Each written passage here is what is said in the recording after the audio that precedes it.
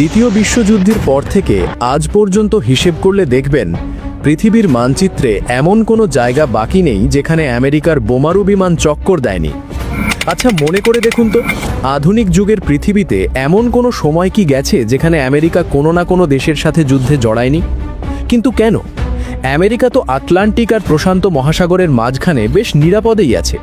তাহলে 7 সমুদ্র 13 নদী পার হয়ে ভিয়েতনাম, ইরাক, আফগানিস্তান কিংবা সিরিয়ায় গিয়ে তাদের কেন বন্দুকের ট্রিগার চাপতে হবে? কেন মুসলিম দেশগুলোর সাথেই বিবাদে জড়াতে হবে? বিশ্বের মোড়ল সাজার এই যে প্রবল শখ, এর পেছনে আসল কারণটা কি? শুধুই কি বিশ্বশান্তি প্রতিষ্ঠা, নাকি মার্কিন দরজার ওপাশে লুকিয়ে আছে এমন কোনো ভয়ানক স্বার্থ যা মানুষকে ভাবিয়ে তুলবে? চলুন আজ সেই মুখোশটাই একটু টেনে খোলা যাক। ব্যাপারটা আসলে যতটা রাজনৈতিক তার চেয়ে অনেক বেশি বাণিজ্যিক। আমেরিকার অর্থনীতির একটা বিশাল চাকা ঘোরে অস্ত্র ব্যবসার উপর নির্ভর করে।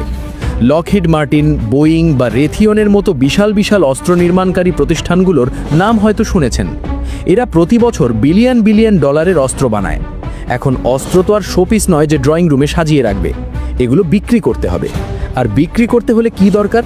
ঠিক ধরেছেন, একটা জমজমাট যুদ্ধ দরকার। পৃথিবীতে শান্তি বিরাজ করলে এই অস্ত্র কোম্পানিগুলোর তো লালবাতি জ্বলবে। তাই কোথাও না কোথাও একটা সংঘাত লাগিয়ে রাখা তাদের ব্যবসার জন্যই জরুরি। এই কোম্পানিগুলো আমেরিকার রাজনীতিতে এতটাই প্রভাবশালী যে নির্বাচনের সময় তারা রাজনৈতিক দলগুলোকে কাঁড়ি কাঁড়ি টাকা ডোনেট করে। বিনিময়ে তারা চায় এমন এক সরকার যারা তাদের বানানো অস্ত্রগুলো কেনার জন্য নতুন নতুন যুদ্ধের ক্ষেত্র তৈরি করবে। এই পুরো সিস্টেমটাকে বলা হয় মিলিটারি ইন্ডাস্ট্রিয়াল কমপ্লেক্স। আপনি শুনলে অবাক হবেন, পেন্টাগনের বাজেটের একটা বিশাল অংশ সরাসরি চলে যায় এই প্রাইভেট কোম্পানিগুলোর পকেটে। অর্থাৎ অন্যের দেশে প্রাণ ঝরলে আমেরিকার এই ব্যবসায়ীদের ব্যাংক ব্যালেন্স ফুলে ফেপে ওঠে। তো এই অস্ত্র বিক্রির টাকার অঙ্কটা ঠিক কত হতে পারে, আর এই টাকা কিভাবে বিশ্ব রাজনীতির মোড় ঘুরিয়ে দেয়, সেই হিসেবটা শুনলে আপনার মাথা ঘুরে যেতে পারে। তবে সেই অবাক করা হিসেবে যাওয়ার আগে আরেকটা গভীর রহস্যের কথা বলি। এই যে আমেরিকা এত এত যুদ্ধ করে, তাদের নিজের দেশে কি কখনো সেরকম আক্রমণ হয়? হয় না। এই পলিসিটা তারা কিভাবে মেনটেন করে এবং কেন অন্য দেশগুলো বোকার মতো তাদের ফাঁদে পা দেয়? ফিরে এলাম সেই প্রশ্নে। আমেরিকার ভৌগোলিক অবস্থানটা তাদের জন্য এক বিশাল সুবিধা। উত্তরে কানাডা, দক্ষিণে মেক্সিকো, আর দুই পাশে বিশাল দুটো মহাসাগর।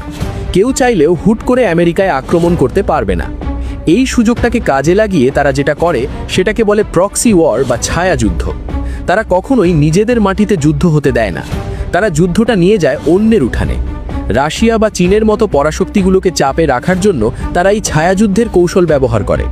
ধরুন, রাশিয়ার আশেপাশে কোনো ছোট দেশকে উস্কে দিল, তাদের হাতে অস্ত্র তুলে দিল আর বলল, তোমরা যুদ্ধ করো, আমরা পেছন থেকে সাপোর্ট দিচ্ছি। এতে লাভ কি? শত্রু দুর্বল হচ্ছে, নিজেদের পুরনো অস্ত্রগুলো বিক্রি করে স্টক ক্লিয়ার করা যাচ্ছে, অথচ নিজেদের দেশের একটা মানুষেরও আঁচড় লাগছে না। ক্ষতি যা হওয়ার সব ওই ছোট দেশটারই হচ্ছে। তারা নিজেদের ভূখণ্ড ধ্বংস করে আমেরিকার দাবার ঘুঁটি হিসেবে কাজ করছে। এরপর আসে আরেকটা মারাত্মক কারণ, যেটাকে অর্থনীতিবিদরা বলেন পেট্রোডলার। পুরো পৃথিবীতে তেল কেনাবেচা হয় আমেরিকান ডলারে। এটা একটা অঘোষিত নিয়ম হয়ে দাঁড়িয়েছে। এখন মধ্যপ্রাচ্যের কোনো দেশ যদি হঠাৎ করে বলে যে আমরা ডলারে তেল বিক্রি করব না, আমরা অন্য কোনো মুদ্রায় তেল বিক্রি করব, তখন কি হবে? আমেরিকার ডলারের একচেটিয়া রাজত্ব ধসে পড়বে। সাদ্দাম হোসেন ঠিক এই কাজটাই করতে চেয়েছিলেন। তিনি ঘোষণা দিয়েছিলেন ইরাকের তেল আর ডলারে বিক্রি হবে না, ইউরোতে হবে। ফলাফল কি হলো? রাতারাতি আবিষ্কার হলো যে ইরাকের কাছে নাকি ভয়ানক অস্ত্র আছে। সেই গুঞ্জন তুলে পুরো দেশটাকে তছনছ করে দেওয়া হলো। অথচ পরে দেখা গেল সেখানে এরকম কোনো কিছুই ছিল না। লিবিয়ার গাদ্দাফিও একই ভুল করেছিলেন। তিনি চেয়েছিলেন আফ্রিকার দেশগুলোর জন্য আলাদা কারেন্সি চালু করতে। তার পরিণতিও সবার জানা। মানে দাঁড়ালো, যেই ডলারের আধিপত্যকে চ্যালেঞ্জ করবে, আমেরিকা তার দেশেই আগুন জ্বালিয়ে দেবে। তেলের খনির দখল নেওয়া আর ডলারের আধিপত্য টিকিয়ে রাখা, এই দুইয়ের মিশলে আমেরিকা যে গেম প্ল্যান তৈরি করে তা হলিউডের থ্রিলার সিনেমাকেও হার মানিয়ে দেয়। কিন্তু এই সব কিছুর পেছনে তারা এমন একটা সুন্দর সাইনবোর্ড ঝুলিয়ে রাখে যা দেখে দুনিয়ার মানুষ প্রথমে হাততালি দেয়। কি সেই সাইনবোর্ড? আর সেই সাইনবোর্ডের আড়ালে কিভাবে একটা গোটা দেশ ধ্বংস হয়ে যায়, কিভাবে সেখানকার সাধারণ মানুষ রিফিউজি হয়ে যায়? সেই সাইনবোর্ডটার নাম হলো গণতন্ত্র প্রতিষ্ঠা আর মানবাধিকার রক্ষা। যখনই আমেরিকার কোনো দেশের তেল বা খনিজ সম্পদের উপর নজর পড়ে কিংবা ভূ রাজনৈতিক কারণে কোনো দেশকে তাদের দরকার হয়, তখনই তারা সেখানে গণতন্ত্রের অভাব দেখতে পায়। সেখানকার শাসকের মানবাধিকার লঙ্ঘনের কাহিনী পশ্চিমা মিডিয়াগুলোতে ফলাও করে প্রচার করা শুরু হয়। এমন একটা আবহ তৈরি হয় যেন সেখানকার সাধারণ মানুষকে উদ্ধার করার জন্য আমেরিকা ছাড়া আর কোনো রক্ষাকর্তা নেই। মিডিয়াকে ব্যবহার করে তারা পুরো পৃথিবীর ব্রেন ওয়াশ করে ফেলে। এরপর শুরু হয় গোলাবর্ষণ। গণতন্ত্রের মোড়কে দেশটিতে ঢুকে তারা সেখানকার সরকার পতন ঘটায়, নিজেদের পছন্দের পুতুল সরকার বসায়। তারপর সেই দেশের তেল, গ্যাস বা অন্যান্য সম্পদ খুব সহজেই নিজেদের দখলে নিয়ে নেয়। ওই দেশগুলোর দিকে তাকালেই এই চিত্রটা খুব পরিষ্কার হয়ে ওঠে। 20 বছর ধরে আফগানিস্তানে গণতন্ত্র প্রতিষ্ঠার নামে যা হলো, শেষে তো তারা রাতের অন্ধকারে নিজেদের পাততাড়ি গুটিয়েই পালিয়ে এলো। মাঝখান থেকে কয়েক লাখ মানুষের প্রাণ গেল, আর একটা দেশ 50 বছর পিছিয়ে গেল। তাদের দিয়ে আসা গণতন্ত্রের নমুনা তো আজ সবার চোখের সামনেই জ্বলজ্বল করছে। এগুলোর পেছনে যুক্তরাষ্ট্রের অভ্যন্তরীণ রাজনীতিরও একটা বড় ভূমিকা আছে। যখনই যুক্তরাষ্ট্রের ভেতরের অর্থনীতি খারাপ হতে শুরু করে, বেকারত্ব বাড়ে কিংবা সরকারের জনপ্রিয়তা কমতে থাকে, তখনই একজন মার্কিন প্রেসিডেন্টের জন্য একটা যুদ্ধ খুব দরকার হয়। ইতিহাস ঘাঁটলে দেখবেন, যুদ্ধের সময়গুলোতে আমেরিকানরা তাদের সরকারের উপর একটা অন্ধ আস্থা স্থাপন করে। দেশপ্রেমের এমন একটা জিগির তোলা হয় যে তখন আর কেউ বেকারত্ব বা মূল্যস্ফীতি নিয়ে প্রশ্ন করে না। সবাই তখন দেশের জয় দেখতে ব্যস্ত। অর্থাৎ ঘরের ভেতরের সমস্যা থেকে জনগণের মনোযোগ সরিয়ে বাইরের কোনো কাল্পনিক শত্রুর দিকে ঘুরিয়ে দেওয়ার জন্য যুদ্ধের চেয়ে কার্যকরী আর কোনো উপায় নেই। মিডিয়া তখন সারাদিন যুদ্ধের খবর দেখায়, আর সাধারণ মানুষ ভুলে যায় যে তাদের পকেটে টাকা নেই বা তাদের চাকরি চলে যাচ্ছে। রাজনীতিবিদরা এই সাইকোলজিটা খুব ভালোই বোঝেন। আরেকটা ব্যাপার হলো আমেরিকার সামরিক ঘাঁটি। পুরো পৃথিবী জুড়ে প্রায় 80টি দেশে আমেরিকার 800রও বেশি সামরিক ঘাঁটি আছে। এতগুলো দেশে নিজেদের সৈন্য বসিয়ে রাখার যৌক্তিকতা কি? যৌক্তিকতা হলো ক্ষমতা দেখানো।